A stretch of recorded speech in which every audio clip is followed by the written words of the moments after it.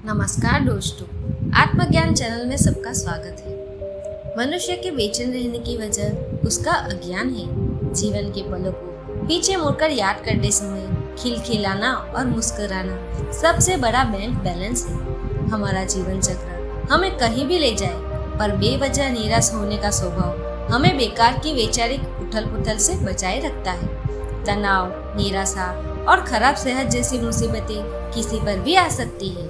जब दोस्त, शुभचिंतक, परिवार, चिकित्सक मदद करने में असफल हो जाते हैं, तो हम एक अलौकिक ताकत की तरफ उम्मीद की नजर से देखने लगते हैं और मन प्रार्थना करने लगता है। तब हमें भरोसा होने लगता है कि कहीं कोई ऐसी एक शक्ति मौजूद है जिसके पास पूरे संसार का नियंत्रण है। अपनी अर्चना में हम उसे किसी भी नाम से पुकार सकते हैं। महान संत गुरु नानक कहते थे, कोई ऐसी समस्या नहीं है जिसे प्रार्थना नहीं सुलझा सकती। कोई दुख ऐसा नहीं जिसका निवारण प्रार्थना में नहीं। कोई मुश्किल ऐसी नहीं है जिसे प्रार्थना से जीता नहीं जा सकता। हर प्रार्थना का जवाब मिलता है, क्योंकि भगवान का घर हमारे मन में ही तो है।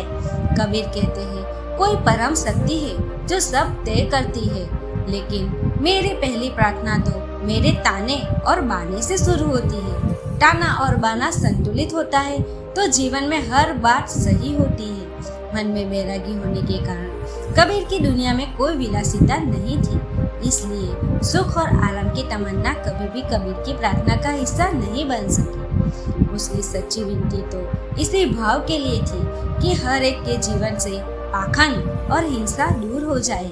मानव इस जीवन को एक खूबसूरत परिभाषा में ढालते हुए पवित्र जीवन जिए। मनुष्य का जीवन सुख और दुख से सदा ग्रस्त रहता है। संसार अनंत है और मानव के लिए संग्रह का विपुल खजाना भी। मनुष्य के बेचैन रहने का कारण खुद वही है।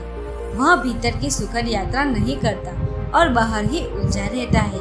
उसका कारण यह है कि अधिक पाने की कामना उसे असंतोष के मकर जाल में उलझाए रखती है। सदा आनंद में सिर्फ वही रह सकता है जो अपने से ज्यादा औरों के लिए खुशी चाहता हो।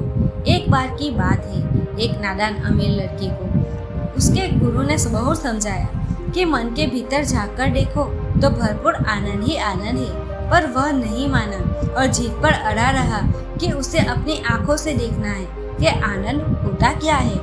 गुरु उसको हरियाली सी जगह पर ले गए जहाँ सरसों के खेत थे, तितलियां भौरे थी।